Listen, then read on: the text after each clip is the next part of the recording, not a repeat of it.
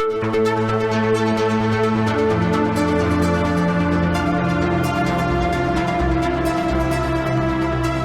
and welcome to the Sensibly Speaking podcast. This is Chris Shelton, your host. Thank you very much for inviting me into your home again this week. Love being here. And as you can see this week, I am joined by guest Dodge Landesman. Now, Dodge is famous right now in the sort of ex-cult, ex-Scientology world for having been one of the targets of Scientology's what you could call dirty tricks, or, you know, some people might put it under the umbrella of fair gaming, or just the kind of nonsense that Scientology gets up to with the people who have anything negative, critical, or derogatory to say about them. And Dodge was featured. Okay, so first off, Dodge, welcome to my show. Thank you. Honored to be here. Big fan. Yeah, absolutely. Glad to have you here, and thanks for reaching out.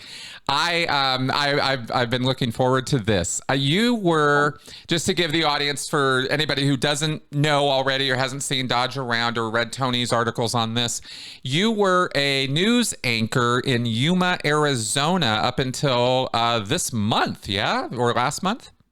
That's correct. News anchor in Yuma, Arizona. And essentially what happened is I noticed there were some key points missing from the coverage post-death of Lisa Marie Presley. And if you looked everything on Google News, there'd be maybe one article out of 50 that mentions her involvement in Scientology. So I felt that my job as an anchor with Projecting the Truth, that I should add that part. And then that was missing from the coverage. So put up an original script, put it up online, put it up on YouTube. The video quickly got about, I think, 5,000 views before it got taken down, and then read the 1 minute, 42-second piece on air as well. And that's sort of when Corinne Powell came calling and all hell broke loose. Right. And what exactly, just go ahead and walk us through this, in summary form, but what exactly happened? Now, Karen Powell, for anybody out there, and that is really her name. It's P-O-U-W. Right. She is very fitting. Yeah, she is I guess you could say Scientology's main media liaison or representative at this point, because her name is the only one that comes out. Although generally speaking, when it comes to important matters or matters of broad public, church issues, she tends to be a mouthpiece for David Miscavige directly. And he certainly will use her name, for his own statements. So Karen contacts you, and what happens from there? Good question. So it is an interesting story, and the details are kind of fun as well. So I put this up on a Monday morning, because I was the morning anchor, so I would anchor the 6 and 7 a.m. show. So put it up on Monday. Later that afternoon, I get a call from a 323 number. And this woman identifies herself as someone from the Church of Scientology. I had no idea at that point that it was Miss Powell. I just assumed it sounded like somebody even with a South Asian accent or something I didn't even know. So she calls me and she says, "Hey, I want to talk to you about this piece that you put up. I don't know where you got your sources from. It seems really sloppy. It seems really poorly sourced. All this stuff about auditing and fair game and using it to attack people, that's just attacking our religion. I don't know where you got that from." And I essentially played dumb and thought, "Oh, I'm so sorry. Wasn't trying to attack your religion. I didn't know I was doing that, and my apologies." Of course, I knew everything about the church, but she assumed that I just looked at this one specific Daily Mail article and copied and pasted it and knew nothing about Scientology whatsoever. So I said, "Yeah, I'll look into it, taking it down." And I did, to her credit, I suppose, essentially agree to take it down. She said, "Yeah, it just makes us look really bad. I don't know where you got it from. You just take it down." Like, "Oh yeah, sure." So I didn't directly say it, but I indicated such. And for about a moment, I thought maybe I should take it down. So I really looked at the article sentence by sentence, which talked about Lisa Marie preparing to testify against Masterson. And what I essentially did is for layman's terms, I condensed the two different trials. So I was, essentially this is an article informing an audience that knew nothing about Scientology or knew nothing about the specific trial, and said she was planning on testifying. She probably would have testified in the retrial, most likely, although, of course, they didn't have the time.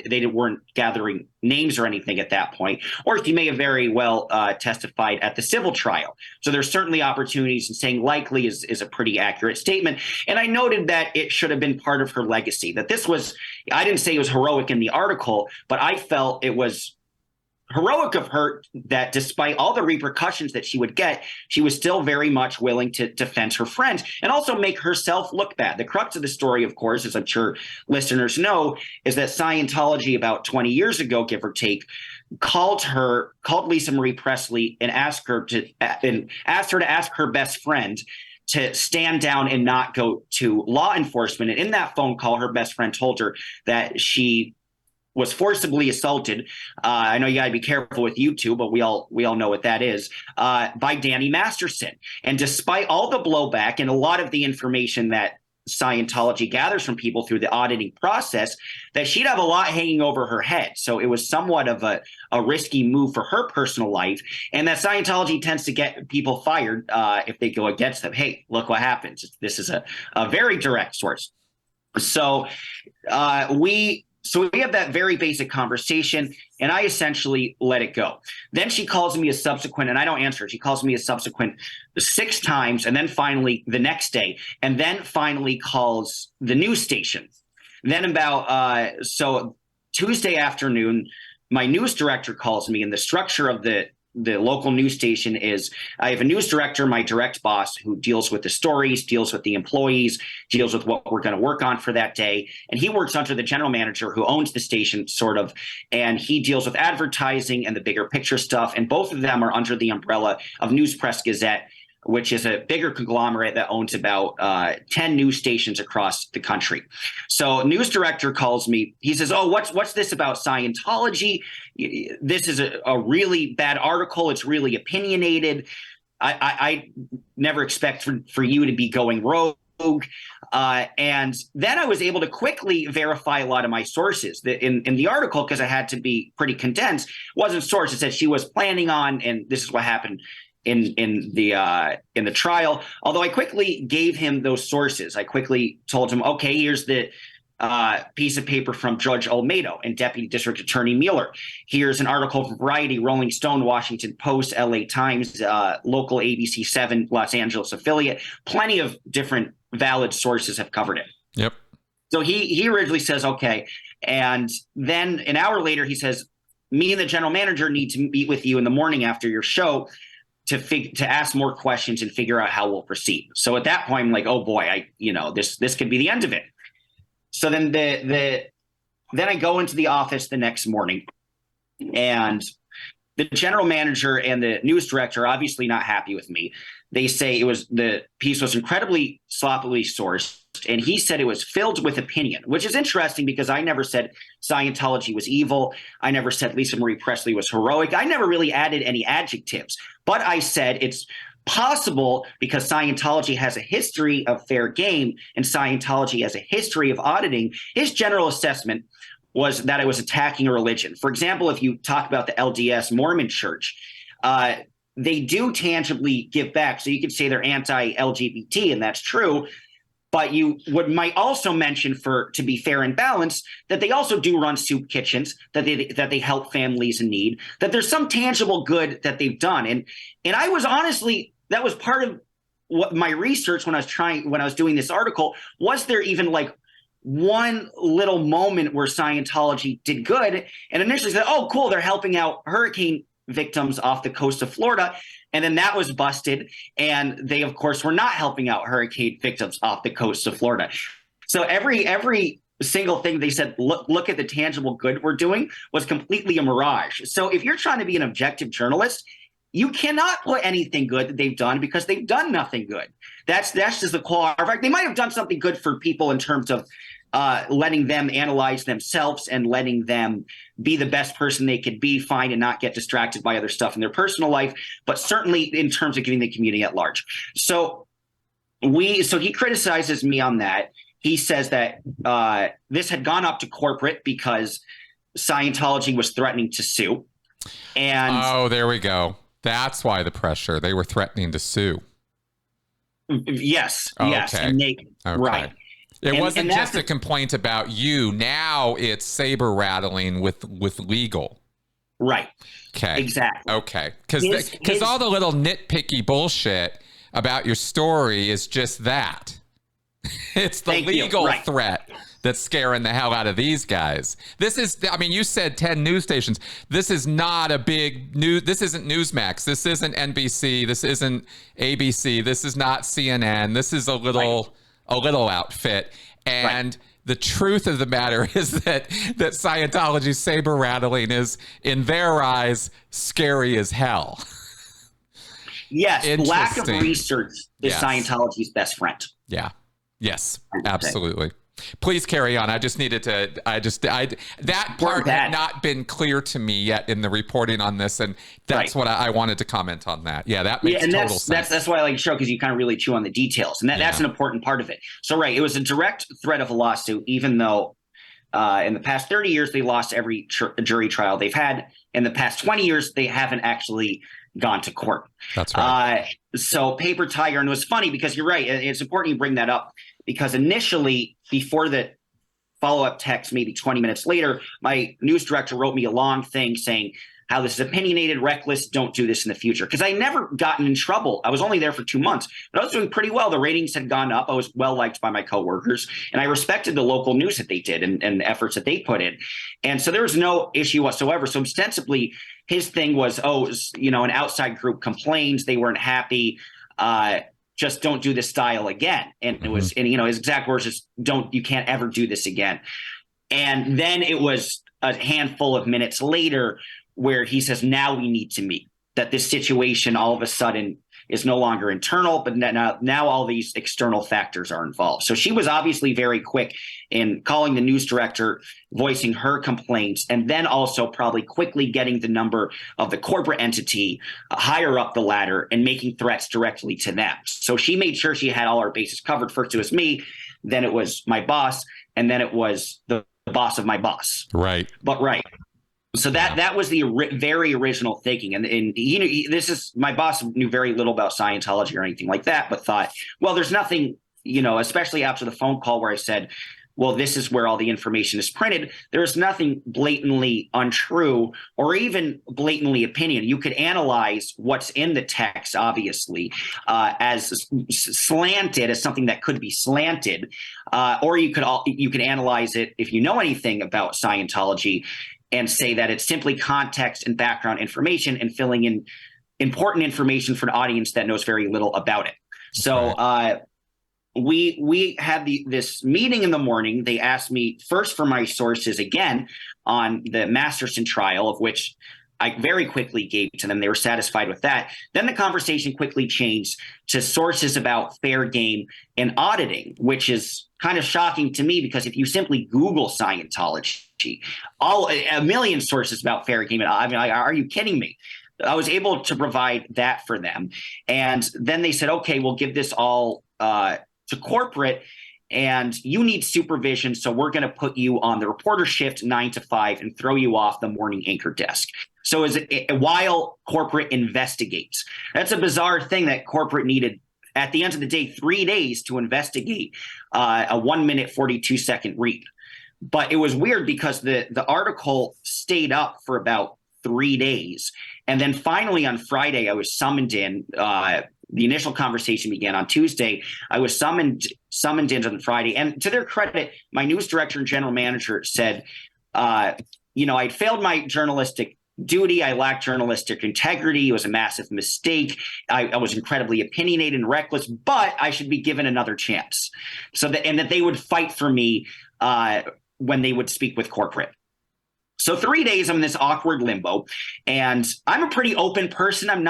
I'm kind of self-effacing and not ultra self-conscious. So my coworkers were all asking me, because I would usually leave at 10 a.m. Dodge, what are you doing here? And I said, well, I might get fired. I love you. I admire your work, and just want to let you know, if I'm not here on Monday, it's because of Scientology. And they would say, well, what's Scientology? And I say, well, let me tell you what Scientology is. It's a fun rabbit hole. I'll tell you that much. And And so I worked that shift. It was such an awkward shift to work because they sent me out being a reporter, interviewing people, getting footage. And the whole time my heart was beating and I could almost hear this ringing sound because I had no idea if this was going to be the last day on the job or not. Right. It's such an awkward process to get your work done. And I remember before the meeting of the news director and general manager on Tuesday, anchoring that last show and meeting with them literally 2 minutes after the show was filming and just having to read these words and focus on that while all this stuff is in the back of your head. It's an interesting, unique experience. Well, if I could interrupt you for a moment, it's very funny that you say that because I'll tell you exactly what that brings to mind. And you might be surprised by this. I don't know, or the audience, but the mental headspace you just described is exactly where I was at every single day I was in the Sea Org. Wow. That's fascinating. Single day. Because there are two things in the Sea Org that you can be absolutely sure of. One, you don't know how long you're going to be on your job. You could be removed or taken off or transferred at any moment.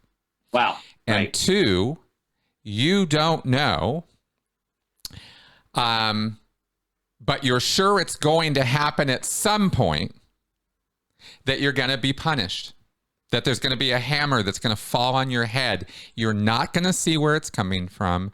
You're not going to be able to predict it, and it's going to knock your head off. And that's something that I started experiencing within about a month of being in the Sea Org. Here's a question. Did you know you were experiencing it? Did you know those feelings, or was it just that's the fair weather? Right. It wasn't clear because you're also the cognitive dissonance or the problem here, of course, is these feelings are there. Threat, danger, something's wrong, something could happen any moment. And when you said that ringing in your ears and that sort of distraction, that's what I'm talking about. You're constantly like, what invisible threat is in my, space here, is in my life that could fall on me at any moment. And I had to relate to you because you say it's a unique thing, and you're right. It is for people who are not in these like crazy, abusive, dangerous environments. And that's what your environment became the moment Scientology became involved. And I just had to draw that parallel. Well, it's fascinating. Yeah, you're right. And in the Sea Org, you never know if you're going to get sent to the hole, or you never know if you're not going to be even able to get your 4 hours of sleep that you're allotted. Right. And right. You would live that every day. But the scariest part probably of the Sea Org is that you were constantly being told that those feelings were not valid. If I at least went to my boss and said I felt really weird and overwhelmed, he'd be like, yeah, I get that. But it must be fascinating because the Sea Org is the onus always comes back on you. Correct. So in some sense, if you were there, you probably couldn't vocalize it. But if you ever did, someone would either report it or say, what are you doing wrong to feel this way? And this emotion is not, that's it. Is not a Scientological emotion. That's right. If you could even identify it, because the fact of the matter is that most of the time it was this vague, unspecified, very weird feeling, because all of the knowledge you've been given and all of the things you think you know are telling you this is the most ethical group on the planet. You have stepped up and taken more responsibility than anybody else in the world for the state of the world.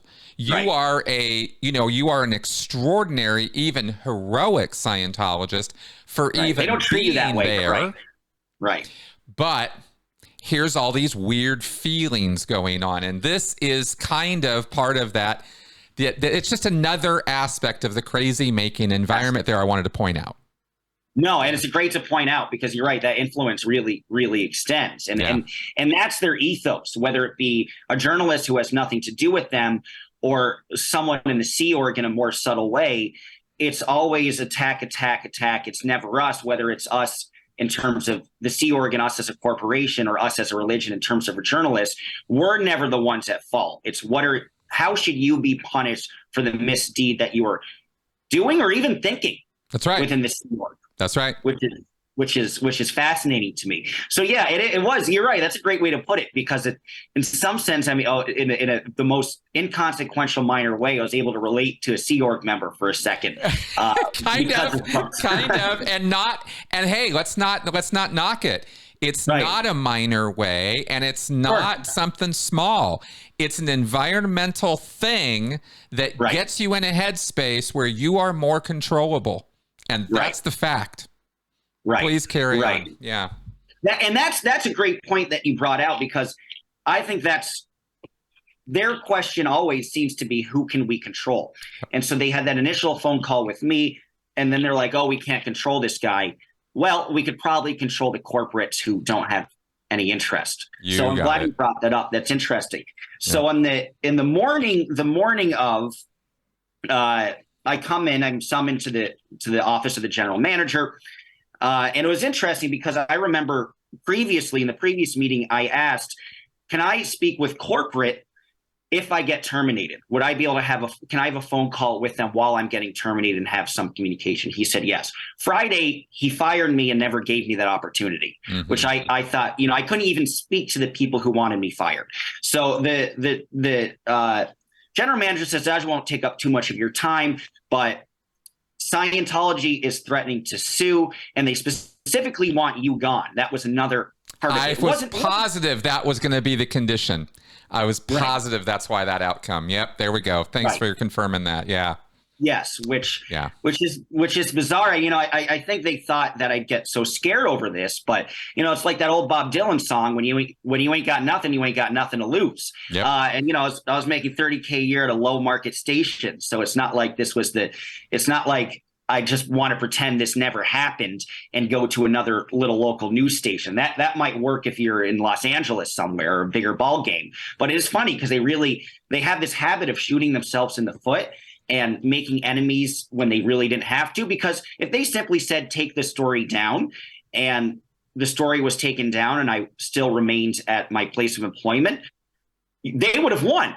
I would have cowered to them. That's right. But they had to take it a step further, where now one article has now turned into 8, including with a major newspaper, New York Post. So it is funny, and I take some pride in being an accidental player in their downfall, but now a player with some sort of pride. So they're talking with me, and they're saying, we don't do opinion here. What you were doing was opinionated, incredibly reckless, and it was a takedown of this religion. And then my boss told me, he said, why are you even doing something about Scientology?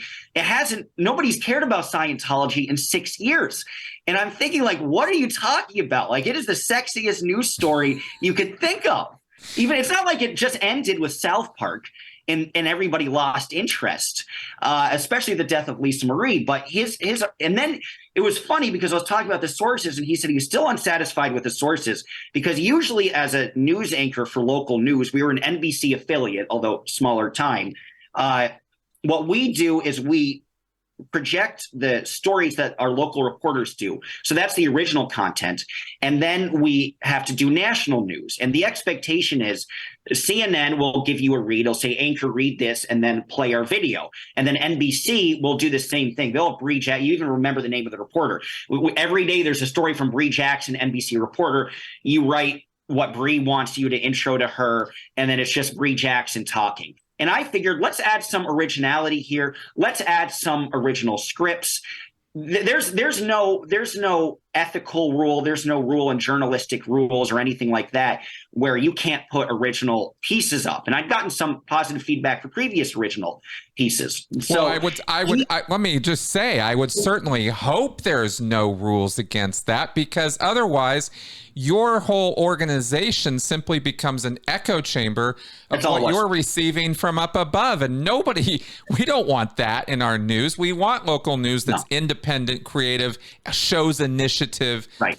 That's what we want. So again, thank you. Yes, exactly. Yeah, thank you. I appreciate you saying that. And they wanted all that, but only with the local stories. And the national stories had to be identical, which made me think, well, why don't you just stick around on the television and watch NBC nightly news coming up a half hour? What's the point of watching us? Right. Exactly. Right. To me, I found none. And I got some really positive feedback in the last 2 months. People would run into me at the grocery store. Only 5,000 people watch TV News is Dying, but the few people who watch would go up to me and say, hey, I really like the original pieces that you put. And I saw something on the morning news that I didn't see anywhere else. And I thought, that's cool. That's a part of the job that I feel some pride in, and that I could, with my love of news and knowledge of it, that I could bring something kind of unique to the table. Mm-hmm. Obviously, it can't be too unique. That's where you run into the issue. And it was funny because my boss said, I don't understand why you were using sources outside of AP, CNN, because CNN does all the national stuff, or NBC. Those are the three sources you should have used. And that seems to be a pretty tragic rule, that the only arbiters of truth are these three sources. Oh, come on. Right. Does this guy even know what is he even trained? I mean, that is so off the rails as a news director to say. Right. What? Right. It's right. It's because the expectation is just sit down, shut up, and be charming. And I think you're so nervous in local news from external sources because the viewership has declined about 6% each year in the past decade. So always this protection to protect everything, protect the format. But, the expression, if it ain't broke, don't fix it. But if it is broke, you probably should fix it. So there was something broke, and I felt like I was sort of trying to fix it in a way. But yeah, it's weird. I mean, you think of the anchors of yesteryear, like Walter Cronkite, who talked about Vietnam, and Lyndon and him saying this is objectively a bad situation, and Lyndon Johnson saying, the president at the time, if you've lost Walter Cronkite, you've lost America. If you've lost Lester Holt, nobody gives a hoot. It's just a very, very different era. That's right. So, that's right. Yes. Well, and I will say, and maybe you can just because I'm going to randomly interject while you're talking here. Please. It seems to me that that what you described there is a sort of a climate of shrinkage that is just going to continue, because if you don't inject some creativity and some initiative into this, why is it that these guys seem to? What is it about social media and independent journalists or independent podcasters or independent sources of information? What is it that they think appeals to people about that? It's that it's not the corporate stamped approved messaging. It's somebody else saying something different, thinking different, and presenting some facts and evidence to show why they think that way. People want that. And if they're not getting it from their local news about what's right around them, then they run to YouTube, Vimeo, whatever, to find it, because they're not getting it there. And then these guys wonder, oh, well, what we really need to do is just reinforce the corporate message. It's like, guys, come on. Anyway, I'm always interested in the peek behind the curtain on this stuff, and to find it this way is not surprising, but certainly disappointing.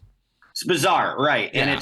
And it does, if you're looking at mainstream media as a whole, it does make you ask questions, because if they can get this scared over the factual article of Scientology, then how much influence? And everybody hates Scientology. I think.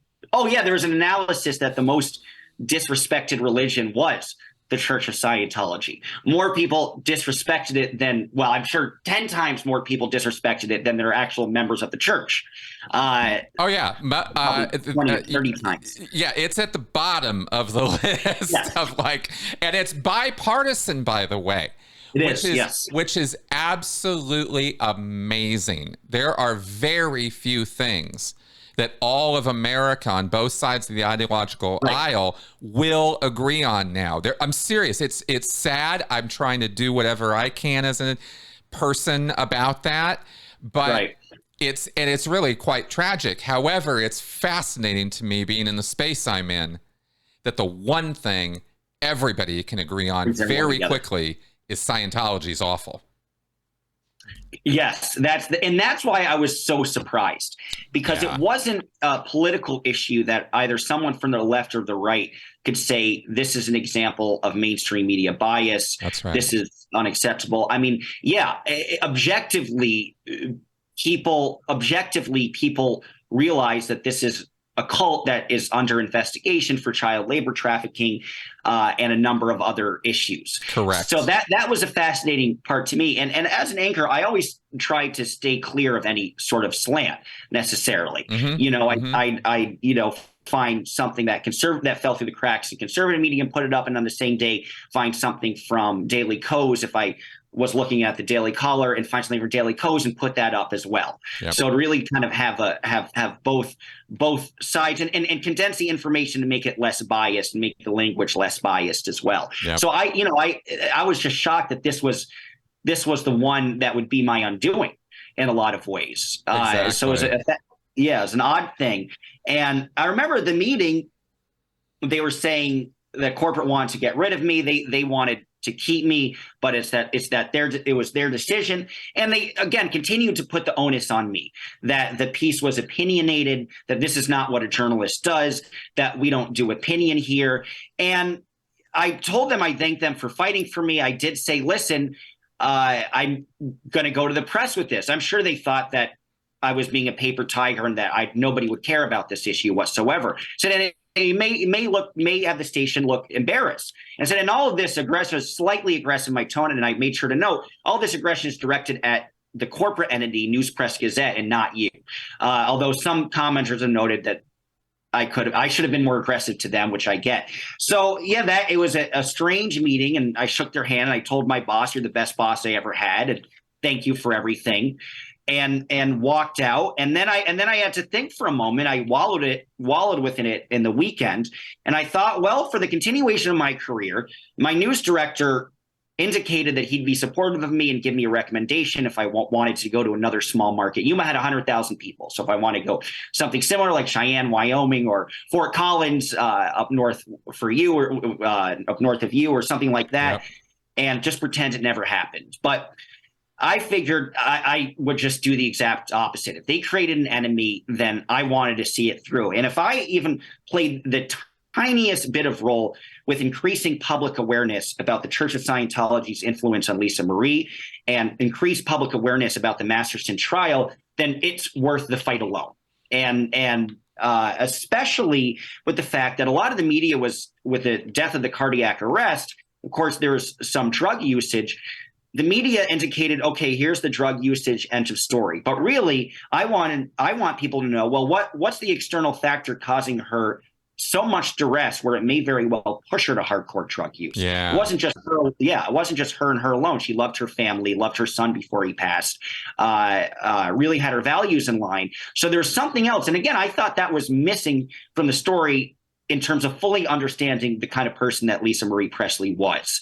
So yeah, I just decided to continue fighting, and got an article in the New York Post, and Perez Hilton, which is kind of fun, shared something, and George Takei from Star Trek shared something, and now I'm on this show. So it's been quite a whirlwind, which has been great. But I feel like I'm much more meant to speak truth to power, and I didn't go after religion. That was something that was interesting to me, is how one thing that I want to ask you is, do you still refer to the church as a religion? Because a lot of the gripe comes with me attacking a religion. Do you feel it should quantify as that, or do you feel like at this point it's just an organization? Well, it's a destructive cult that uses religious cloaking to hide its true intent. But I have to acknowledge that the U.S. court system has acknowledged, and the IRS has acknowledged, that the Church of Scientology is a religious entity, and it's recognized as such both legally and for tax purposes. Now, that all being said, they got away with hoodwinking the government, is what happened. They're not actually religion. And the debate comes in with, if we were really going to get down and dirty on it with religious studies scholars, is yes, it is, in terms of there's a following of people who have supernatural beliefs focused around a dogmatic central belief system that, has rituals, rites, and practices. And so therefore, it really does fit that definition. My take is, okay, fine, I get it. But again, they're kind of hoodwinking you, because there's a central core purpose here, which is all about the money. And if you don't look at that plainly and see that for what it is, then all the smoke and mirrors suddenly works, and it's a nuanced view. It's a difficult one, but it's my take. I think it's pretty accurate. It is fascinating to me how Scientology, in their defense and them going after the press, constantly cloaks themselves within the fact that their religion, of course, are so dogmatic to the teachings of L. Ron Hubbard. But if you look at when he was starting Dianetics I have a big interest in that era, in 1950, 1951. Yep. It ran parallel to Norman Vincent Peale's Power of Positive Thinking, which is kind of the anti-religion book in some sense. It's not God could give you morality and God can make you the best that you could be, but it's certain aphorisms. It's repeating something, much like in auditing, repeating something over and over and over, owning something within yourself over and over and over. And it's fascinating because I think, it was in the 50s was kind of the beginning of the modern era where the country slowly started to become a little more secular. And the 50s was kind of the shooting point for that. And there were other guides of how to live. So it's genius how Hubbard did that and took a lot of what Norman Vincent Peale wrote with the Power of Positive Thinking, but just added the bizarre backstory to it, the spiritual backstory. The Thetans. And I wonder if that was very intentional. If he saw something down the road where he's like, right now in 1950, I could capitalize on the very slight anti-religion movement, capitalize on that train. But when push comes to shove, a handful of decades later, now here's all this mythology that officially makes it a religion. It's kind of like he's trying to have his cake and eat it too. Yeah, a little bit. I would push back on that a little bit, only because 1950s is when we added One Nation Under God to our pledge and all that, right? And in God we trust on the money. Right. I think it was a period of time that was confusing to people because it was, better way to put it, yeah. Right? Because of the whole beginnings of the Cold War and the fact that communism, the godless communists were rising up, right? Which was itself just blatant propaganda on the part of the U.S. government. Right. So I think it was a confusing time, but I think Hubbard very, very, very much was aware of the power of religion and religious thinking. He was born in the Midwest, after all. And I think that I think you're nailing it, name dropping Norman Vincent Peale and people like him, because Hubbard was absolutely aware of such people. And I think he used motivational speaker tactics, religious tactics, and other forms of coercive control. Other forms of thought reform in his whole process. It was such an amalgamation that no one part stands out more than the rest. It's all kind of this awful whole that is what makes Scientology so powerfully different from other destructive cults. Right. But it is amazing because the religion is always the defense. And that's why they glommed onto it. That is exactly one of the key reasons. He started trying to make it a science. And he quickly got his ass handed to him on it, right? Because L. Ron Hubbard's no scientist. He doesn't know the first thing about it. So the religion angle, as he called it in a letter to one of his associates, was the perfect out for him because it gave him tax exemption and it gave him First Amendment protections. And there is very little in this country that you can't get away with if you have those two things on your side. And I think that was what appealed to him about the religious angle. Fascinating. Right. And it's a lot more that you kind of have to put in the effort to fight. Yeah. And that makes it big. Oh, if you're a bigot, Oh, how dare you? You're a bigot. You're a religious bigot. Well, nobody wants to be that. So we're just going to back away from all this criticism of your child abuse and labor trafficking. We're just going to back away from that because it's a religion. And they found, unfortunately, over the decades after they received a shellacking by the U.S. government in the 60s, they weathered that. They got through it. They survived it. And Scientology went, you know what? We can beat these raps. This is how we're going to do it. We can do it. And they have carried forward since then on that march of, no, we're a religion and we can get away with whatever we want because we're a religion. And that makes me curious, because one of the things I also wanted to ask you was to kind of compare and contrast past journalists. Obviously, for me, I didn't have a love. Well, I had a deep interest, but didn't have a career background of investigating Scientology Right. or talking about Scientology. Right. There are other examples of journalists that they've attacked, and I'm wondering that you had a great conversation probably about 5 years ago with the gentleman who wrote the Fair Game book. Oh, Chris yeah. Kanaste. Yeah, Steve Kinney. Yeah, he's great. Steve Kinney, there you go. Australian. Sorry, yeah. He was I think he still is maybe with ABC News down there. Yes. So I'm wondering, it's interesting compare and contrast because his reaction of his team was so different. Mm-hmm. And I like to bring that up just to talk about what they could have done. Because he was kind of like me, if I'm not mistaken, where he stumbled on this one specific story. Yep. It got more and more interesting. And, X amount of years later, he writes a really well-known book about it. Yep. So I'm open to follow in his footsteps a little bit, although he did a lot more substantive reporting. But yeah, I wonder, what do you think would have happened? What do you think would have happened or do you think his group would have had any justification of getting rid of him? I wonder if there's even a conversation with him. It seems like his management team was just reflexively on his side. Oh, so I wonder, much. What actually happens if you stand by your journalists? I don't think anything that horrific, really.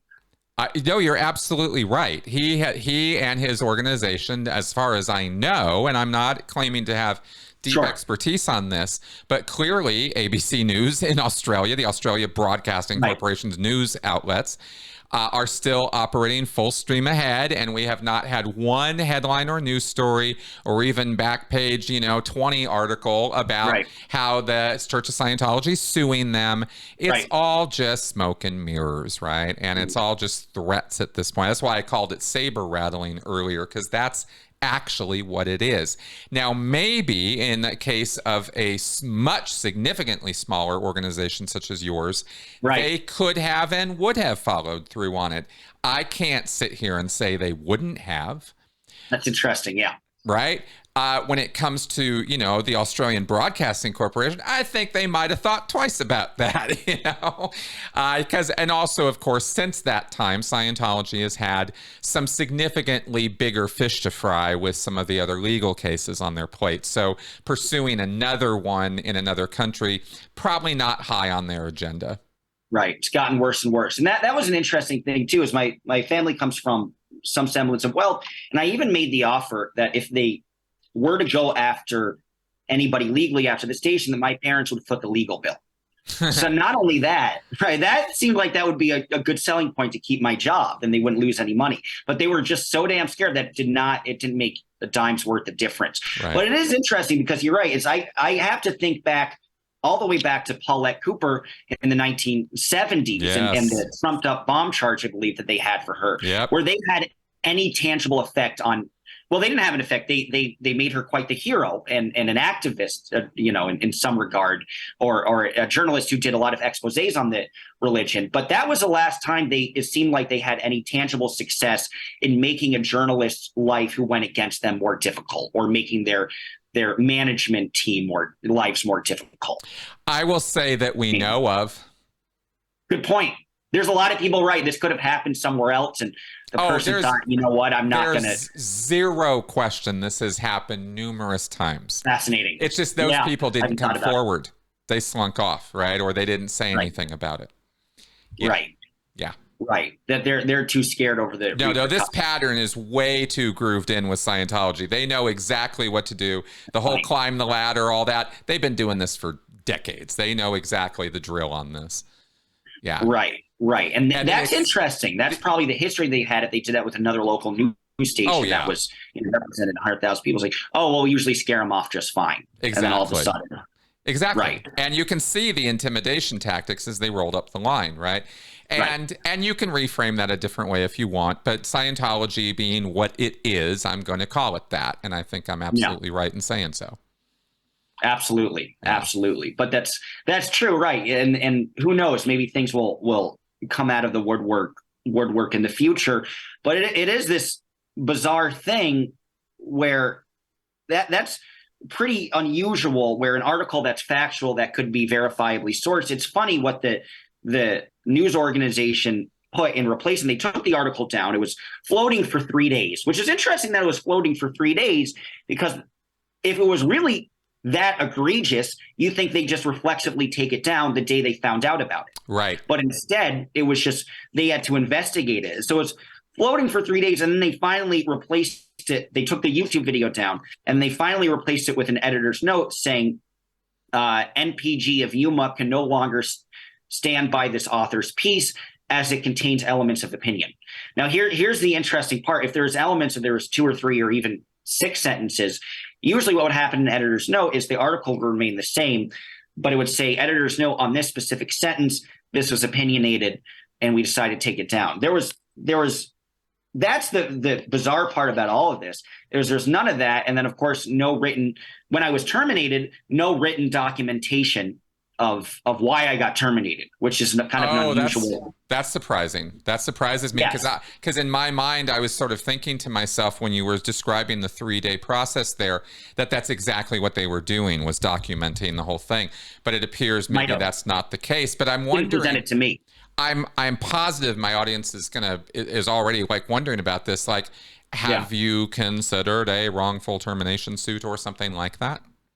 It's been a thought. It's been a thought. I was there for so long. Within the 2-month period, you're on this probationary period if you're there for under 90 days.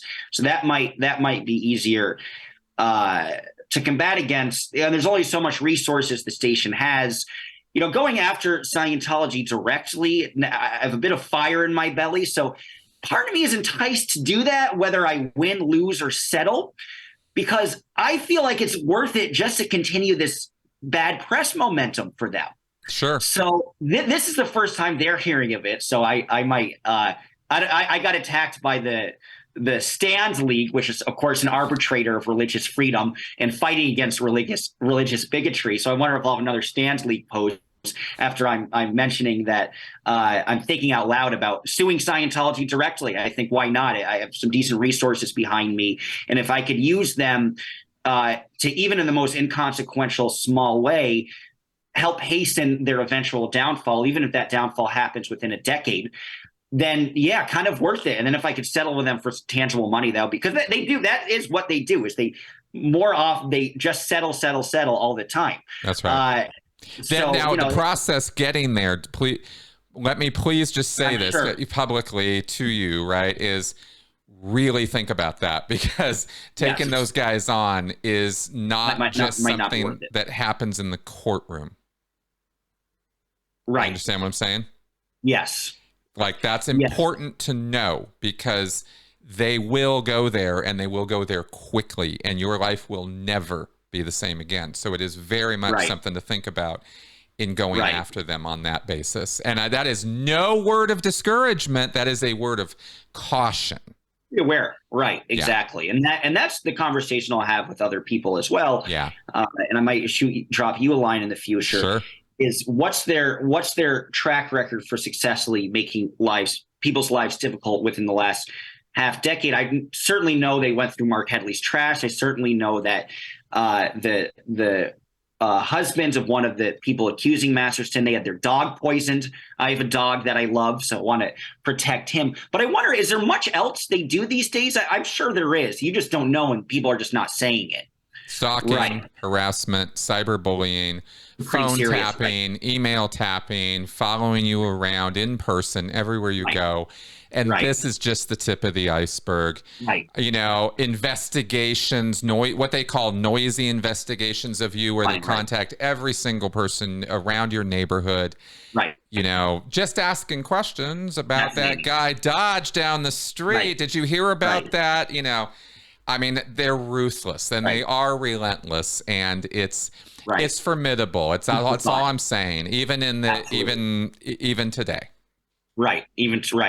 And I've noticed all the websites that they put up, which is interesting to me. Yeah. Although I feel like with the websites, it just drives traffic. You know, if you Google, the websites only help you. money. Actually, the truth is, in the modern world, the websites only help you. It's a badge of honor for me to have a hate website by Scientology. It's nothing, Can I ask you, with the website, why does it look like it's from 2007? Like, why does it look like a 4-year-old designed it? Like, you think they'd at least be a lot more slick in their designs. And I always wondered that, like, at least look credible. I know you're not credible, but try to add some bells and whistles. Bizarre. No, because the guys doing it are doing it at like 3 a.m. I mean, I'm telling you, these people are the most overworked. It's ridiculous. Right. Yeah, that's besides, probably this is Scientology. I mean, these are the people who make these things too, are people who are not internet savvy, are not culturally savvy. Really? They're in a bubble world.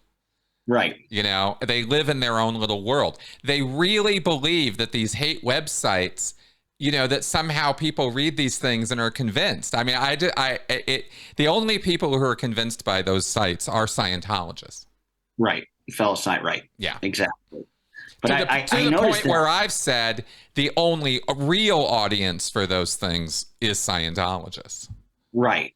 So, and so I was curious, like, how, if I don't sue, and you're right, it's a real battle that you have to consider taking on, of which, I'd probably lean against it at the end of the day, but it's certainly been a thought. Hey, like I said, I'm not discouraging you. I know you're not at all. Just saying, get the whole picture.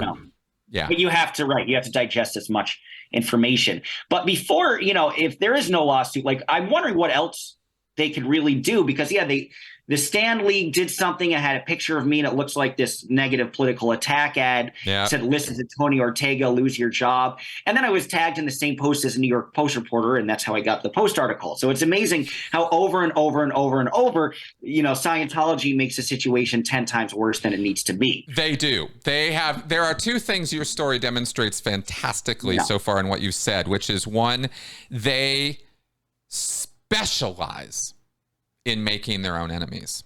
Right. They specialize in it. I'm having the time of my life, I'll be honest. Oh, isn't it wild?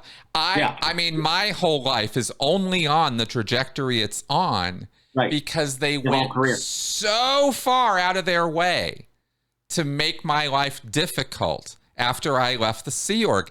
I would be paying them money right now, moving up the bridge, being a loyal Scientologist, if they hadn't fucked with me as hard as they did in 2013 and disconnected me from the person I loved. It was so stupid, and I was literally cooperating with them. I mean, the anatomy of this it's so dumb. This is why we keep talking about their foot bullets. They just keep shooting themselves in the foot. And the second thing that they cannot seem to get through their heads, and this has been going on since 2004 with the cruise video, the black turtleneck video, is they just can't grasp the Streisand effect. They can't get it through their head how that works. Because that Going Clear documentary was made more popular 10 times over because of a full-page ad they took out in the New York Times denouncing it before it ever came out. Everybody was like, what's this now? The Going Clear documentary, I haven't heard about that. What's that? And that's the reason it had 3 showings, standing room only, at Sundance. Right. It's this kind of thing. Why did the Tom Cruise video blow up? Because they tried to take it down. That's why. Otherwise, nobody would have watched the damn thing. It's ridiculous. Same in this situation. It's ridiculous. Right. The article would have been taken down. I would have remained at the station. It never would have been a thing. And we would not be talking right now. Right.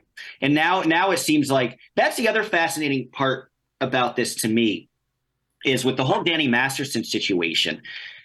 If Danny Masterson was a Catholic, you wouldn't have the Pope caring about the outcome of this trial. Yes. And I wonder, why, this is a guy that, he's not like Tom Cruise. I mean, let's get real. He's pretty washed up. I mean, yeah, fine. He had that minor success in Yellowstone, but really wasn't since that 70s show. A question I have for you, people paying attention to the trial, obviously they're directly involved with it for convincing so I kind of know the answer, but why are they so obsessed with it? Why wouldn't they just throw the guy under the bus?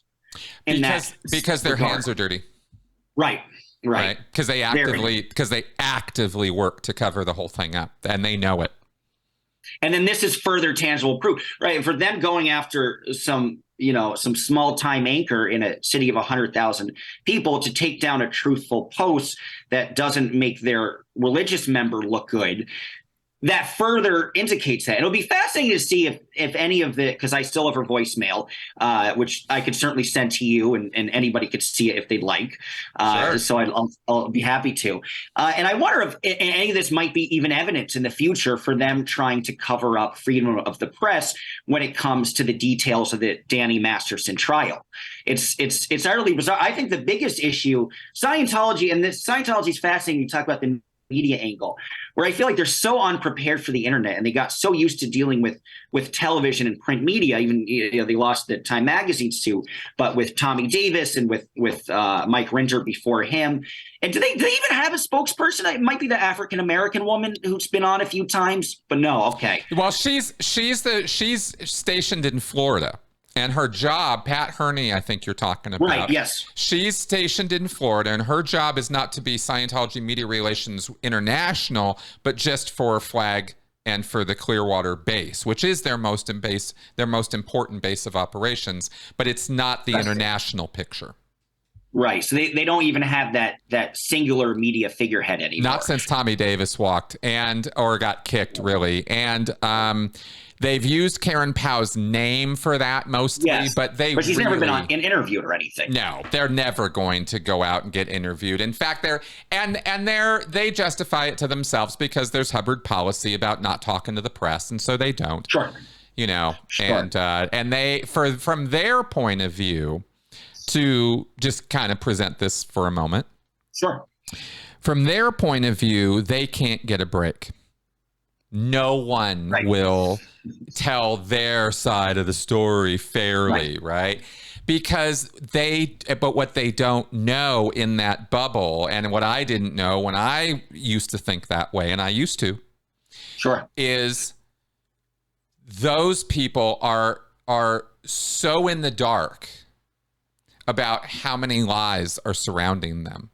They are clueless about the objective truth of L. Ron Hubbard and the history of their own organization, that they end up tripping all over themselves when they are presented with these facts, and it screws with their heads so much they can't deal with it. And so they just go, the media is a big conspiracy against us because look at all these lies they're telling about us, because they can't accept the truth of the situation. And that's why they will perpetually and forever be stuck in that problem. Right. Well, that's the funny part too, though, is it's not like Corinne Powell ever said, hey, I would love to comment. Because she could have maybe. She could have been like, this is why you're wrong. This is why you're attacking. And she might have made it look good. I would have put it in there. Yeah, I guarantee you. Exactly. If they had come in with a rebuttal or something, then we would have had something interesting. But no, they're not going to go there. They're not going to go there. They can only go with intimidation because that's the only thing Hubbard's policies allow for. Hubbard's policies are crystal clear. You don't debate the media. You don't go on there for, to present your side. Their policies clearly state that the media is a conspiracy of lies and vicious, vicious rumor mongering that is purposefully done to keep society riled up. And so there is no truth in media, according to L. Ron Hubbard, and that's why they don't want to give it the time of day. Right. Yeah. But it is funny because they say we need to ignore all the media and it's all BS, but then they meddle with the media at the same time. And that's the intimidation factor, as let's be a bully, because they don't. I was always curious. It's fascinating to me, especially members of the Sea Org. With the internet, with the television, the narrative is so much easier to control. And I can understand why they sent Tommy Davis or Mike Rinder to go out, because it would just be that little bit that was on television and then that was it. Or, you'd have to find a physical newspaper versus this stuff is floating. When you're in the Sea Org, you had did they do like a filter like they do with the Orthodox Jewish community where like if you search something on Amazon and it's a woman wearing a dress, they have a big black box over the woman so you can't see her? Like how did Scientology like not have that curiosity to simply Google it, or is there some sort of filter, or do you just tell yourself don't look at evil things, and that mind control works so effectively that you don't? It's mostly the latter. It's mostly the last thing you just said, right? They learn how to thought police themselves. There's layers of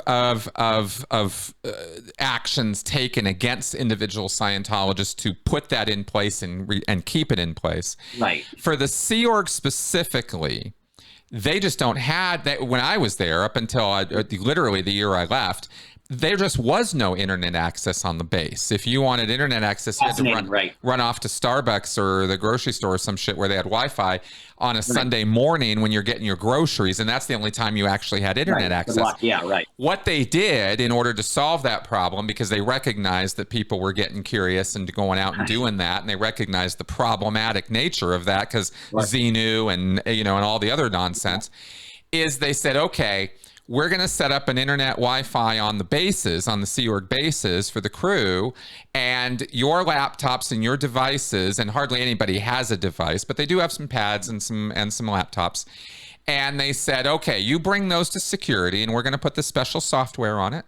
Right. Okay. It is like the Orthodox Jewish community. Yes, it is. And it's like what I say is it's like Chinese internet, right? It's so filtered that you're never going to be exposed to any of the bad stuff. It's literally impossible to search for it. So that's how they control it. So if you Google Scientology on that, did 2 results come up? If you Google what?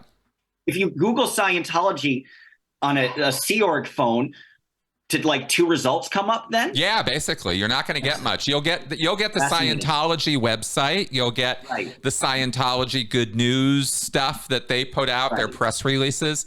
But you will not find a single story that references Xenu or body thetans, or there's a whole list, a big long list of keywords that are just X'd out. And if this article says or implies or infers anything going close to that, you're never going to see it as a Sea Org member. Fascinating. Yeah. So it's this really tight control that they have. That's right. And because of the fact that L. Ron Hubbard didn't anticipate any of this. No. He didn't see any of this. The alternate universe, people have, Edsels and are wearing fedora hats. That's right. So wearing their pants up to here. Right. And that's why they can't roll out new policies easily to account for this kind of stuff and roll with it. That they're the very antithesis of adaptation and progress, Right. And I hope that's ultimately the hasten of its own downfall, that they can't adapt to the modern technology, or really that's why it's shrinking so quickly, right? Is because they can't change the narrative. They can't change L. Ron Hubbard and who and what he was. And they can't present him as a flawed leader. He has to be the perfect leader. And so they're stuck. And that is, I believe, in a long-term look, one of the main reasons it's shrinking. All our work as critics and ex-members and exposés and all of that hastens it. But it's already a done deal as far as its eventual demise. The destruction, I mean, from my very first video, right? The destruction is in its DNA. It's self-destruction. It's never gonna, it does not have long-term legs. That's the fascinating part, because you're right. Back in the day, if you wanted to learn something negative about Hubbard, in the early 90s, you'd have to go to downtown Manhattan and open up a newsstand to get the Village Voice, or you have to go to downtown Phoenix and open up a stand that said New Times.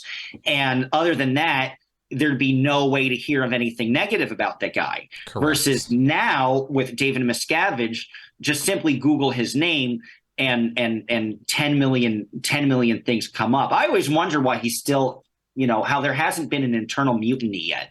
But I guess especially when L. Ron Hubbard never really directed for him to be the successor, that he kind of manipulated Hubbard in what seemed like was a drug stupor at the end of it, towards the end of his life, perhaps. But I always wondered how there's never been internal conversations of a mutiny. Maybe the religion's just too small for people to care. No, the fact of the matter is there have been efforts made by individuals. I mean, we know about one for sure, this guy Mark Yeager. He was one of he came up with Miscavige and that sort of thing, and he tried to buck that system and tried to push back. Early on. Nope. You know, he ended up in a really bad way. I don't even know if the guy's still alive. And I'm not implying Miscavige murdered him. I'm just saying I don't know if the guy's still alive. Right. But Miscavige has arranged things in his inner circle. And let's not forget, and this is an important piece here where a lot of people do forget this, is they've got this thing called an e-meter. Right. And it doesn't work, but that's not the point. The point is Scientologists think it works. Right. And that's important because nobody can get close to this guy because they have to reveal all. Right. And they are asked direct, sharp and pointed questions on the meter, like, do you have an evil intention towards David Miscavige? Right. I mean, they're right to the point. They don't beat around the bush with that e-meter. So it's a level of control that has to be seen to be appreciated. Well, that's just fascinating too. And that's, again, I enjoyed your bit in The Master and them analyzing it. Yeah. When the Joaquin Phoenix character was, do you have, I can't remember what it was, or like, do you have thoughts of wanting, do you kill somebody? No. Do you kill somebody? No. Do you kill somebody? Do you kill somebody? Do you kill somebody? Do you kill somebody? Do you kill somebody? Eventually on the 7th time, you're going to say yes. And it was funny because that specific sentence in my article was my news director really didn't like. That through the auditing process, exact words were, through the auditing process, Scientology has a way of even getting you to admit things you might not have even done, and could often record those sessions and could use that in the future against you. Correct. But that's the really intelligent way. I mean, that might have been, who knows, that could have even been intentional when Hubbard was working on how the e-meter worked and that process. But it is fascinating because that's literally what they'll do. And the auditing is such a different intense. It's not like psychotherapy where there's kind of a give and take and an analysis, but it is fascinating too because you won't feel you're being judged. They won't say you did something bad, you did something evil. They'll just say, did you? So it's a really smart way where you won't even realize you're admitting a wrongdoing necessarily because they won't tell you that. And it's almost like this, they get you to fall into that trap. So you're right. There are all these things hanging over people's heads, even of which might not be true. That's right. That's right. No, your sentence, the thing you said about Scientology auditing is spot on. And it can be shown, it can be proven. I could source that for you in an afternoon. Sure.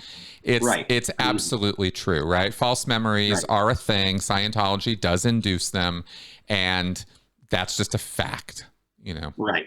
Yeah. Right. End of story. Yeah. Yeah. So it is fascinating, and all of these things are so easily verifiable. Oh yeah. No, your guys were just being freaked out because of the legal thing. I'm positive that's what was just freaking them the fuck out. And they just couldn't, they were just falling all over themselves to come up with ways to invalidate what you said. And I can understand why lines like that could be controversial to them. I really do. I mean, I get that part.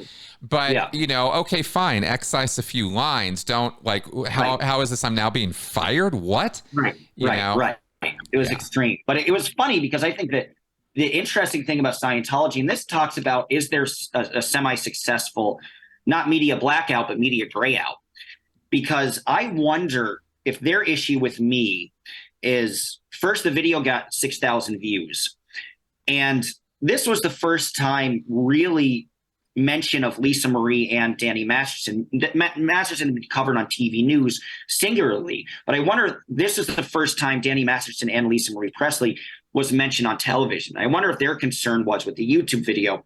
If they saw a guy with coiffed hair in a suit next to an NBC logo saying Lisa Marie Presley was in preparation for testifying, I wonder if they were scared, and rightly or wrongly so, that seeing a so-called anchor man present that bit of information would be more authoritative to potential audiences. Absolutely. Absolutely. If a formal news organization, and I don't know what it would be that would make something formal versus informal other than training and maybe network, that we'd have a network logo next to us. Yeah, exactly. But that has the possibility. The danger, of course, of your story, and you know this better than me, is what if somebody higher up picks it up and then it starts then it starts going, because that does happen all the time.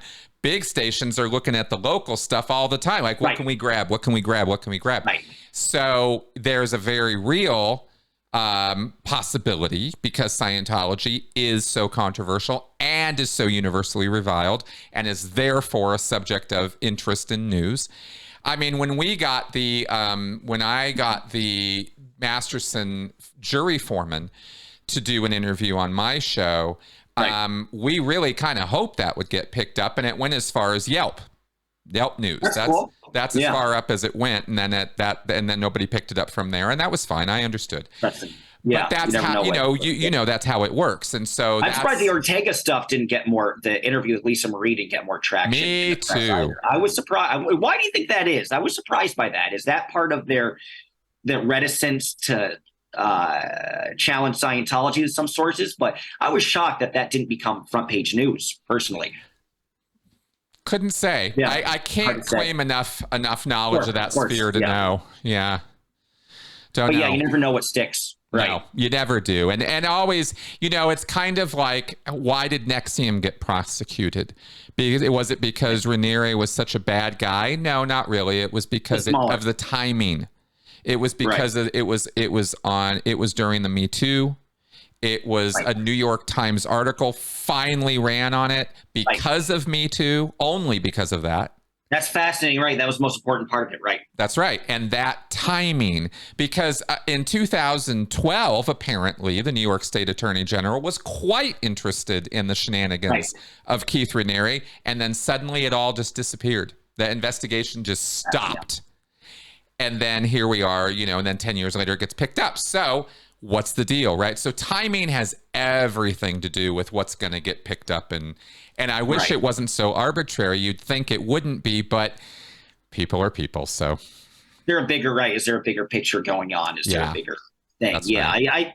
I think NXIVM also was probably smaller, and therefore, but you know what? That's fascinating to me too, because they went, and a lot of NXIVM is based on Scientology, obviously, but they went down to Puerto Vallarta and got Keith Raniere. He was in a different country, yet they still can't serve David Miscavige. I know, right? Well, obviously the difference is that Raniere was being pursued by the FBI for federal charges, and they were criminal law enforcement.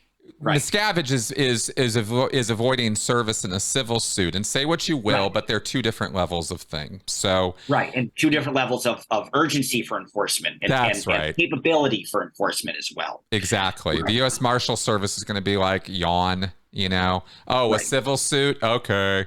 And again, please understand, this ain't me saying this or thinking this or wanting it to be this way. It just is what it is. Right.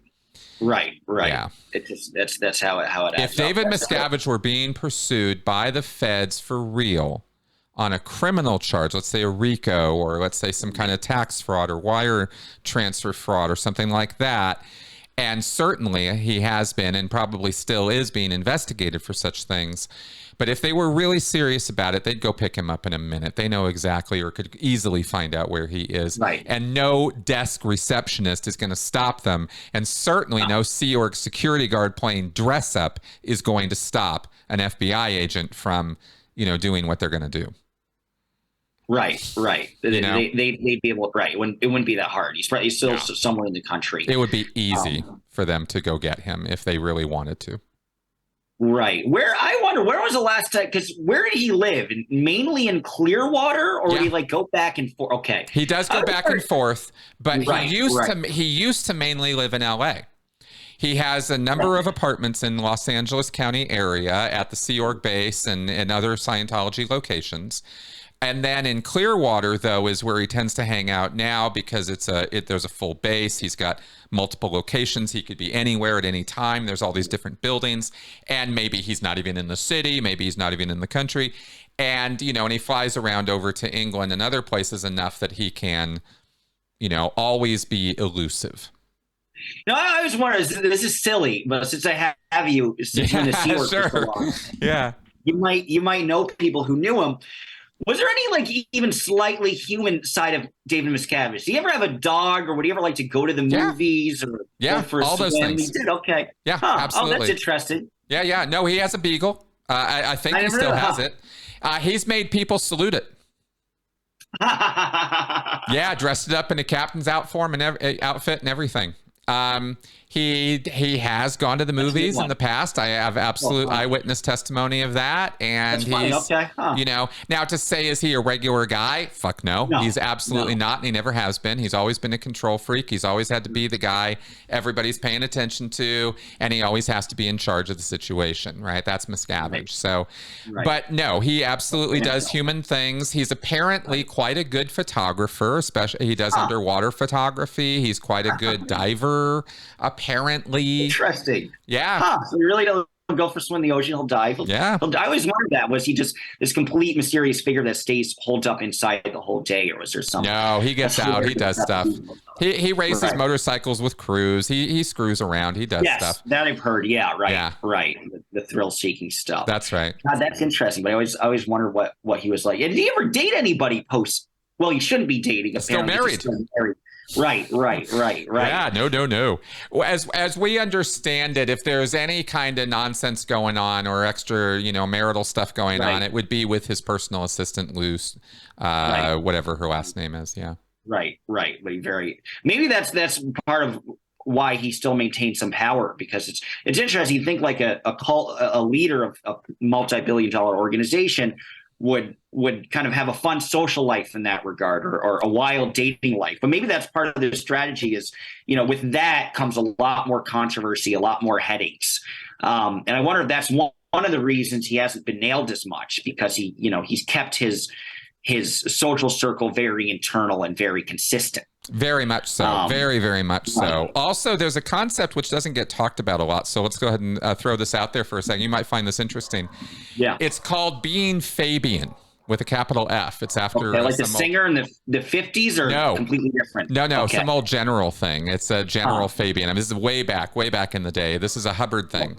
And Hubbard said that the Sea Org needs to be Fabian, and by that he was referring to a strategic thing where your enemy never really knows where exactly you are. Funny. One day, out of nowhere, you pop up over here, and then the next day you pop up over here, and then the next day you're over here, and they never know where you're going to be or what you're doing. And it's called being Fabian, and this is an expression in the Sea Org. Love that. That's a new one. Yeah, and they use that. We don't talk about it much, but it's in there. And I think Miscavige lives his life that way. Right. Because he's a scared little man. I mean, he has lots of reasons to be. There's an awful lot of people who mean him an awful lot of will, to be honest. Sure. Ill will, Deservedly and so. Yeah, and deservedly so, exactly. And he's hyper aware of that, as well as the legal. But much more importantly, is he's hyper aware of his legal exposure and the problems of that. And like Hubbard, he has to hide away most of the time because of that. Here, it actually reminds me of one question I want to ask you that I've always had curiosity about. Yeah. One of the anchors of a cult, of course, is creating a million different abbreviations and a million new words. Yes. Was it, when you left the Sea Org, was it almost a bit awkward communicating with the WOG world? And was it tough to express your emotions, because everything would be just seeped into how your thetans are, or OTs, or WOG? Or I wonder if it was almost like learning a new language in some sense and getting to know kind of the outer world. Yes, it is. Let me first say a couple of things. It's we probably shouldn't be throwing the word WOG around as much as we are, because it is a racial slur in international circles, right? Even if if America's not aware of that, UK is hyper aware of it. It's actually kind of equivalent. No, just so you know, it's and the audience too. I wanted people to know this, right? It's because we use that word just like you just did, right? And we use it all the time in the Sea Org. Apparently, it's quite a nasty racial slur in the UK. Oh, yeah. Good to know. So something to know, but that's one of the things I had to learn, right? In the language adjustment thing, I was like, wait a minute, it's what? It means what? Like, I had no idea. in terms of the acclamation and all, oh, and then the other thing is it's Thetan, not Thetan. Yes, important. Yep. Yeah, Yep. and the way to remember that is it rhymes with Satan, and that's not a coincidence. Is it not a It's coincidence? not a coincidence. That's fascinating, really. I will say that. That's my opinion, but I will say Right. that. Yes. Yeah. If you go down the occult rabbit hole of Scientology, and it's quite a rabbit hole to go down, then you see a lot of inside jokes and a lot of stuff Hubbard created in Scientology that's a play on words. That's Hubbard having his own little he moment with with his followers. But in terms of answering your question, yes, the adjustment was fantastic. It was huge. It was gigantic. It took years, and yes, there was a whole lot of issues with oversharing and with how to communicate to people in the real world and how people really relate versus the hyper transparency that's required of you as a cult member, and how you are always reporting on every aspect of your life and every thought you've ever had and all that nonsense. That, as after years and years and years of that inside a cult situation, whether it's Scientology or 12 Tribes or, NXIVM, you become, kind of used to that. You don't have any more secrets. You don't have any more real inner personal life that gets to be your own. And it takes a while coming out of a cult to learn that boundaries actually exist and are healthy and are real and something you should enforce and have in your life. Right. Right. And you're allowed to have it for yourself and other people. Yeah. And that must have been the most interesting part for you when you left, is you kind of just from square one, you had to learn how to respect yourself and create that language. Because I'd imagine there isn't a lot of, I feel overworked, I feel overstressed, I need a break, I need time to chill. There isn't. So that, even learning that, it's almost like you were like a caveman in some sense, transitioning into the industrial age. In many ways, that's absolutely true. I have compared it. I think the most accurate analogy or comparison to it is when you come out of a destructive cult, it's like moving to another country. Yeah. You have so much to learn. You have no idea how much you have to learn. You just don't. There's no way for you to know until you immerse yourself in a different culture and you learn that they do the zip code backwards, or the addresses are all wrong way too. Like if you move to Spain, the addresses are all backward. You're like, what is this? All these different things that this other culture does that you now have to learn and acclimate to, because the little bubble world you were living in, the reason we call it a cult, and the reason I kind of like to stick with that word, even though a lot of people don't necessarily get the connection, is that's the root word for culture. Right. True. Culture. Yeah. Right. It's a little culture. And you are reacculturing or reacclimating yourself to a new cultural situation when you come out of it. Right. Right. Fascinating. Yeah. And there's always that transition, which, I imagine must be incredibly rocky, because it's very specific, and the way you use language and ideas, so there isn't even language for the idea really of self-respect and self-care necessarily. Correct. Or self-justice or anything like that. That's right. And I guess that's how they keep you, because I think from a casual observer like me, it's always shocking. I'm sure everybody asks, how could you stay in for so long? But it makes sense the way you can stay in for so long when something is built up through language, and the ethos of how to think about your own personal being is completely shaped by the language of L. Ron Hubbard and Dianetics. Exactly. It kind of, then it's like, well, how do you, it's so much harder to deprogram yourself because you don't even have the words for it. You don't even have the ideas for it. So I admire you incredibly, because it's like starting from scratch. And that's the other thing I wondered, is like, when you're in the Sea Org, you would usually not get more than 4 to 5 hours of sleep a night. How do you even continue to walk and look, or do you just become an autopilot, and does that critical thinking working the Sea Org fall by the wayside? Because do you even feel tired, I wonder, or do you just kind of feel more robotic than anything else? Sure. I'm gonna start by saying all of the above. Cool. Right? Because over time you are going to experience all of those things, right? I can point to specific instances where I spent weeks basically in automaton mode. There's other times where I spent years on the RPF. With under intense food deprivation and intense hard work, hard physical labor. The language rewrite is the most powerful component, or one of the most powerful for sure. I mean, the emotional manipulation is also up there, but the language manipulation is important because language allows you to think certain things, but when you take language away from people or you modify it, you make it impossible to think about certain things. You have to start fitting round pegs into square holes. And if this is a difficult concept, and let me give you an example that is not a Scientology example, but might serve as, imagine not having a word for sad.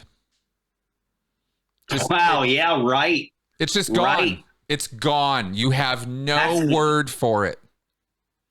Right. How do you express a feeling that you now think of as sad, but you have no word for that? So does that feeling even exist? And if it does, how do you think about it within terms like anger and fear and this? If it exists, why is it your fault? Yeah, how do you work that around? Well, if you didn't have a word for it, maybe somebody could give you some other thing that actually doesn't have anything to do with it, but you're going to go with it because you just don't have that concept.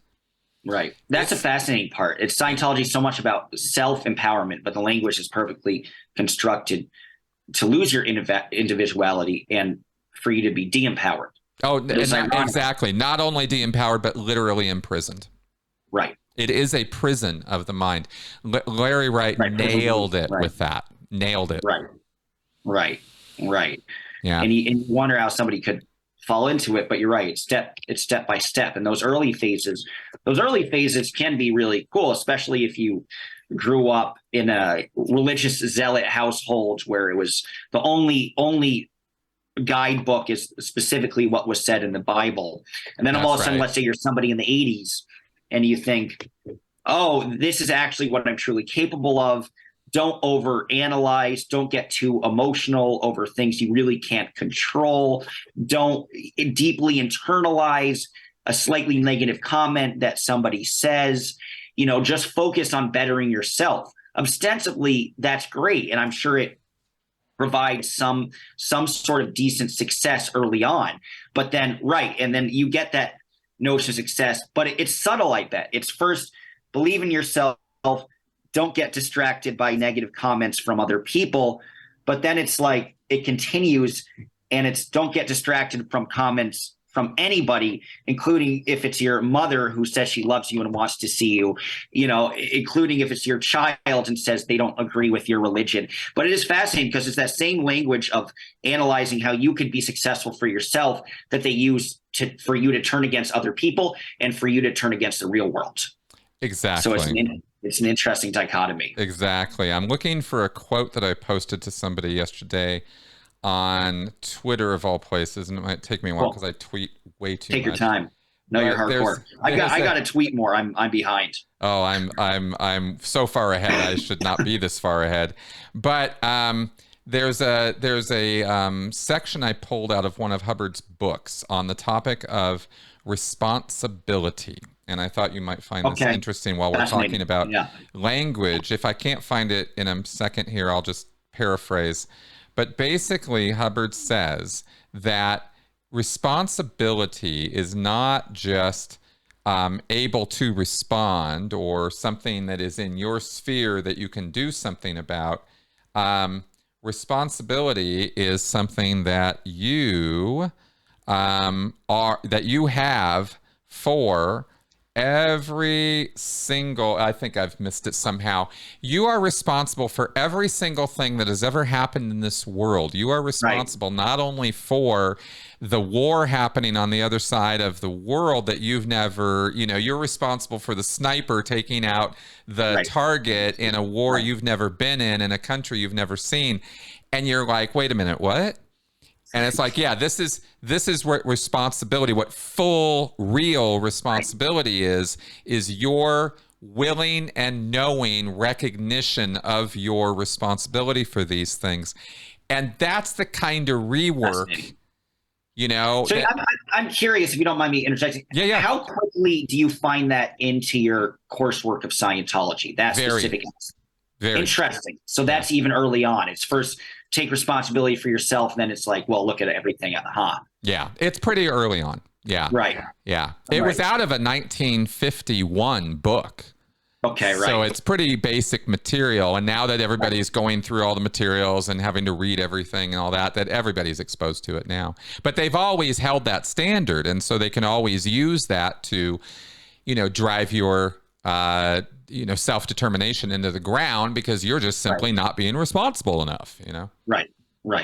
Yeah. But then that focuses it back onto you, and you don't think you're being controlled because somehow the blame is on you, which is a consistent part of their teaching. So it is kind of this genius way of how to hold somebody and then keep them in with that same self-affirming language, but by just like spinning it and using it against them. Correct. That's exactly on it. Exactly. Yeah. That's how it works. Right. It's a fascinating analysis. How I heard your story a while ago, but what was that first like pop where you're like, maybe this is all BS? Because you served how many years in the Sea Org? Well, I was it was 27 years in Scientology officially. Right. I kind of grew up with it, so altogether it was, you know, well over 40 years. But the first real point of departure from, you know, a sort of real dedicated devotion to the organization and the mission was in 2001, 2 time period, somewhere in there, where I went down to San Diego for a project and came back. I had succeeded at the project, but it was then communicated to me that what I had done was, you know, no big deal, nothing special, and we were absolutely positively never going to do anything like that again. And it was just a little eye-opening. It was a little bit of a you know, that's interesting. It would be kind of like if you had a story and it was a great story. It was a hot story, right? And other media outlets, you know, didn't quite have it yet, but they were going to get it maybe, but they, you know, and you were like, we got to run this thing. We got to run this thing. This is what we're here for, is to break the news. All the effort, all the research, hours of research. You've done all the work. Exactly. Here it is. It's flaming hot. And the editor goes, yeah, we don't do that. Right. Yeah, we don't do that here. And you're like, wait a minute, I thought this was the whole purpose of what we were doing here. And it's like, yeah, no, that's not what we do here. You know, just go. Literally did happen to me. Just go get the pickups from CNN. Go. You know, tap you on the head. Go get the pickups from CNN. Go be a good little boy. You know, and that was my first point of departure. But it took another 10 years before I finally walked. Yeah, 10 years. Yeah, that was the beginning of what I trace out to be my end. But it was a long process, and I've always told people I'm a slow learner. So, you know. The last question I had, which some people last, and some people go over quickly and some people don't. The first day you were officially gone, were you in such deep fear and depression, or was there also some sort of delight in like taking the simple things in life, sleeping in and I was ecstatic. No, I was ecstatic to be out. Okay, cool. So that's nice to hear. So you felt that. Sometimes I'm like waiting, and I hear the awful things that you've gone through, but then the payoff is like, I came in and I was a mess and I hated myself, and you know, I threw up all day in my room and never went out for, you know, 5 months. But that's interesting. So the moment like you were out, you kind of felt that relief and like cool. Well, and the reason why is because I had things to look forward to. I thought I was going to start a family. I thought I was going to get a real job. I thought I was going to do Scientology. I was still a Scientologist. Right. Fascinating. Right. So I thought I had a whole I had a whole thing set up as to what I was going to do, and quickly disabused of that. You know, within a year, all of that was gone. So right. And I always wonder, what is the allowance? Does Scientology care? Because I know there's some people like this that practice the teachings of L. Ron Hubbard and practice Scientology, but aren't part of them formally at all. Are you even allowed to do that and consider yourself a Scientologist, I wonder? Oh, you mean independent Scientologists? Yes, exactly. Oh, yeah. absolutely. Yeah. Anybody can call themselves a Scientologist, right? And Hubbard himself right. said, look, if you're using Scientology to improve conditions in life, you're a Scientologist. Right. I mean, so they can't even make the argument against you. No, not officially. What they used to do, and they did this really hardcore in the 80s, if you want to Google Advanced Ability Center. Okay, yeah, I don't know that one. There was a schism of Scientology, real schism in the 80s. Interesting. Yeah, full on. I mean, it almost destroyed the church. And and the largest, most successful independent Scientology operation that the church went right after, and I mean hard, was this Advanced Ability Center, and that was where Hubbard's named technical successor was. He ran it. His name was David Mayo. And, oh wow! I didn't even know he named it. I never knew that. Yeah, he had a guy who was Hubbard's auditor. He was the guy who literally kind of wrote the OT level 5, 6, and 7. Wow. And he was the technical guru of Scientology. He was being groomed to be that for years. And then Miscavige and Hubbard's insanity, were leveraged to kick Mayo out because he was a threat to Miscavige. And that's how he got ousted, and he went and started his own thing. And then the church came after him hard. Miscavige came after him with everything they had, and they shut the whole thing down and got rid of it. And Mayo went off and kind of just didn't do any more Scientology again. And his name was mud in the world of Scientology by the time I got in and started doing formal official services in 1985. Yeah, in 1985, Mayo's name was already mud. It was absolutely like anything that he had touched was awful. Fascinating. Yeah, yeah.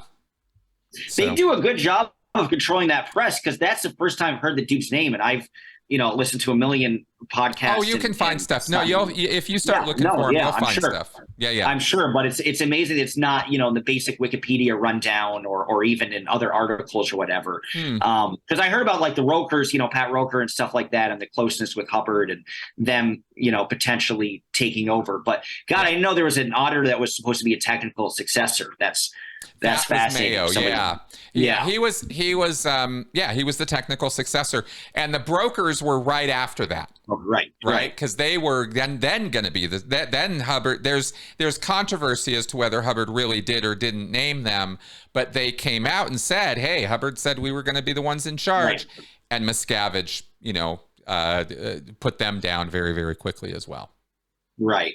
Interesting. Yeah. But it reminds me of a bit of, again, the Church of Latter-day Saints of Mormonism. Yeah. What happens is Brigham Young was supposed to be the disciple of Joseph Smith, but Joseph Smith also had a son who advocated for a less extreme, kind of more progressive, socially progressive version of the church, which still exists today. And I think it has more members than Scientology, his offshoot. I'm trying to remember the exact name of it. I didn't know he'd successfully offshooted something better than original Mormonism, because a lot more open. I wish I could remember the name of it, but it's I think it's like, instead of latter day, something like Day of Saints or something, or Current Day, something a very similar name. But yeah, and that was a really interesting moment in the religion where Brigham Young took probably 70% of the followers of the LDS faith, but Joseph Smith III took about 30%. And to this day, within that religion, I want to say there's about 150,000 members. So it is interesting, if you don't attack the person, that you could actually create something. And some argue, you might say, create something that has all of the good and none of the bad. And that makes me interested, makes me wonder. I wonder, in an alternate universe where people going and starting their own offshoot of Scientology weren't attacked, would there be like a kinder, gentler Scientology? And if so, would it have grown quite successfully? Would it have been like Tony Robbins and Scientology 2, next to each other without the gating and the shunning. Sure. To be clear, there is. These are independent Scientology. That's true. Right. There are independent Scientology organizations. There is the first independent Scientology, Church of Scientology. There is the Church of Scientology, the Great Plains, or some shit like that. Independent Scientology Church of the Great Plains. I really don't keep up on this stuff very much because they're not of super high interest to me. But yes, no, I get that. They don't take off. And they don't grow to massive volumes of people, and people are not beating a door, a path to their door. And the reason is because it doesn't really work. It's not hard to figure out. If you just the fundamentals. Well, if you really had, just think about it for a second. If you really had a topic, a subject, a methodology of achieving psychic powers and abilities, even if we drop all the Thetan stuff and we just go for the psi stuff, the world would go nuts overnight if that was real. Any source of psychic, power, everybody would lose their minds overnight. It would change everything if you could actually prove it. That's what it's all based on, right? But nobody comes even close to it. And the funny thing about this, the thing that I actually laugh about, is there's $1 million challenge out there from the James Randi Foundation to prove psychic ability. Right. All you got to do is challenge that guy on television and Johnny Carson. Yeah, right. Yeah, all you got to do is go prove it under controlled scientific conditions, and you're golden. You get $1 million. Right. Why is anybody jumping up to do it? And people have tried. People have said, I can do it. They can't. Not happening. They can't. Yeah. That's funny. Yeah. So funny. Right.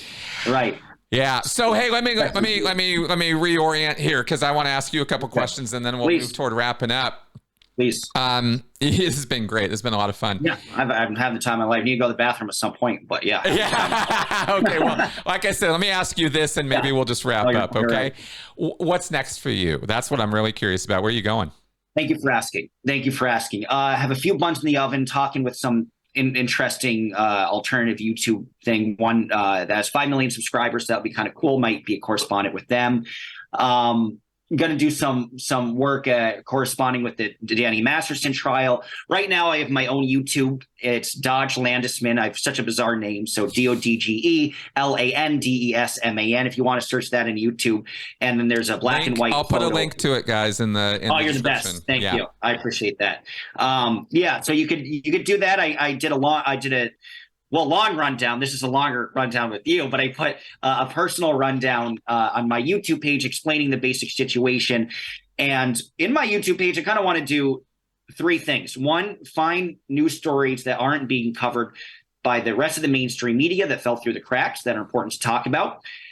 Second, looking at news through a historical lens and understanding news better by understanding history. I have a deep love for 20th century history. For example, I just put up a video about the U-2 spy plane and Eisenhower, the kind of great forgotten scandal, the Dwight Eisenhower administration about the U-2 spy plane flying over Russian airspace. So very comparable to the Chinese weather balloon. Yep. And getting shut down, if I remember right. Yes, exactly. It got shut down. Yeah, just as the other one did. And then third, so I might be bothering you in the future. So just keep that in mind. Long form conversations with people that had a direct role in a topic that has made the news. So, for example, I've a friend of mine, and I've traveled across 27 states in Mexico, and I have a friend of mine who got kidnapped by the cartel for 2 years. So she's where I'm going to talk with her, and she'll talk about a pretty fascinating experience, and I'll have that up within the next couple of days. So yeah, just kind of news from a historical and human perspective, I would say would be my page, and looking at some of their stuff. But yeah, I'd be honored for the follow, and thank you for mentioning that too. Absolutely. Thanks, Dodge. All right. Well, let's go ahead and wrap up for today. We can always do this again, of course. I'd love to. I'm game whenever you want. Awesome. All right, folks. So links below. Okay, so you can connect with Dodge, and I will always, as always, I will plug a couple things here. One, if you are looking for consultation services of some kind in regards to having come out of a cult, or you have family or friends or people in some kind of coercive situation, you don't know what to do, you're kind of wondering, or you have questions, you can always contact me, and I am more than happy to help. I offer professional consultation on that line. And the other thing I wanted to say, of course, is that this channel, as always, is fan funded by you guys. The only reason this continues and that I was able to talk to Dodge and do all the other stuff I do here is because of you guys. And I want to thank you for that. And I want to encourage all of you out there to support the channel, either through Patreon, PayPal, Venmo, links below to all of those things. Show me some love. Even if it's just a cup of coffee, every little bit helps. All right, guys, I will see you next week. Bye-bye.